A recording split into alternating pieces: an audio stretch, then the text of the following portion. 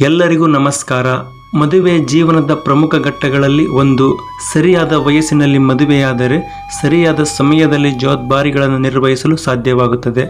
ವೈವಾಹಿಕ ಜೀವನವು ಸಂತೋಷವಾಗಿರುತ್ತದೆ. ಆದರೆ ಕೆಲವರ ಜೀವನದಲ್ಲಿ ವಯಸ್ಸು ಹೆಚ್ಚಾಗುತ್ತಾ ಹೋಗುತ್ತದೆ ಹೊರತು ಮದುವೆಯ ಯೋಗವು ಇರುವುದಿಲ್ಲ. ತಡವಾದ ಮದುವೆ ಯೋಗ ಇಲ್ಲದಿದ್ದವರಿಗೆ ವೈದಿಕ ಜ್ಯೋತಿಷ್ಯ ಶಾಸ್ತ್ರವು ಉಲ್ಲೇಖಿಸಲಾದ ಪರಿಹಾರಗಳಲ್ಲಿ ರತ್ನಶಾಸ್ತ್ರವು ಕೂಡ ಒಂದು. ಈ ಶಾಸ್ತ್ರದಲ್ಲಿ ಹೇಳಲ್ಪಟ್ಟಂತೆ ಅನೇಕ ವಿಶೇಷ ರತ್ನಗಳಿವೆ.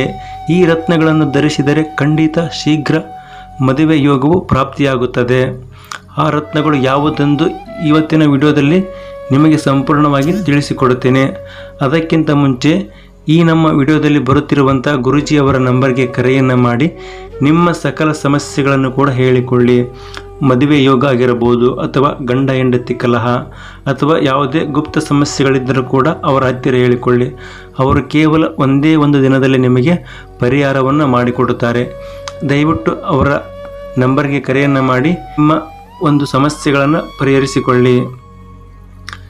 ಗೋಮೇಧವನ್ನು ಧರಿಸುವುದರಿಂದ ನಿಮ್ಮ ಕುಂಡಲಿಯ 5ನೇ ಮನೆಯಲ್ಲಿರುವ ರಾಹುವು ಬಲಗೊಳ್ಳುತ್ತಾನೆ.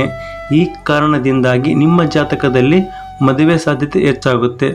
ಇನ್ನು ರಾಹುವಿನ ಅಡ್ಡ ಪರಿಣಾಮಗಳು ಕಡಿಮೆಯಾಗಲು ಪ್ರಾರಂಭಿಸುತ್ತವೆ. ಶೀಘ್ರ ಮದುವೆ ಮಾತ್ರವಲ್ಲದೆ ವೈವಾಹಿಕ ಜೀವನದಲ್ಲಿ ಕಂಡುಬರುವ ಸಮಸ್ಯೆಗಳನ್ನು ನಿವಾರಿಸಬಹುದು.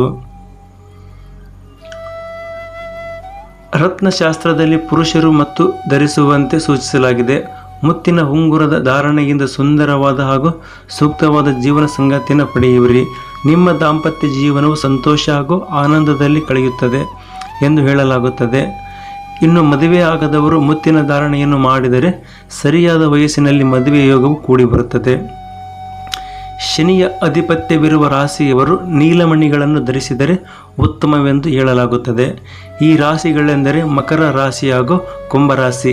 ನೀಲಮಣಿಯನ್ನು ಧರಿಸಿದರೆ ಶನಿದೇವನು ಸಂತುಷ್ಟನಾಗುತ್ತಾನೆ. ಜೊತೆಗೆ ಧರಿಸುವಂಥ ವ್ಯಕ್ತಿಯ ಜೀವನದಲ್ಲಿ ಸಂತೋಷವನ್ನು ನೀಡುತ್ತಾನೆ. ಹಳದಿ ನೀಲಮಣಿ ಮಹಿಳೆಯರಿಗೆ ಒಳ್ಳೆಯದು ಎಂದು ಹೇಳಲಾಗಿದೆ. ಅದರಲ್ಲೂ ವಿಶೇಷವಾಗಿ ಮದುವೆಯಲ್ಲಿ ವಿಳಂಬವನ್ನು ಎದುರಿಸುತ್ತಿರುವ ಮಹಿಳೆಯರಿಗೆ ಉತ್ತಮ. ಹಳದಿ ನೀಲಮಣಿ ಧರಿಸುವುದರಿಂದ ಮಹಿಳೆಯರ ವೈವಾಹಿಕ ಜೀವನದಲ್ಲಿ ಆಗುತ್ತಿರುವಂತಹ ಸಮಸ್ಯೆಗಳು ಕೂಡ ದೂರವಾಗುತ್ತದೆ. ಆದರೆ ನೆನಪಿನಲ್ಲಿಡಬೇಕಾದ ವಿಷಯವೆಂದರೆ, ನೀವು ತುಲಾ ಅಥವಾ ವೃಷಭ ರಾಶಿಯವರಾಗಿದ್ದರೆ ನೀವು ಹಳದಿ ನೀಲಮಣಿ ಧರಿಸಬಾರದು.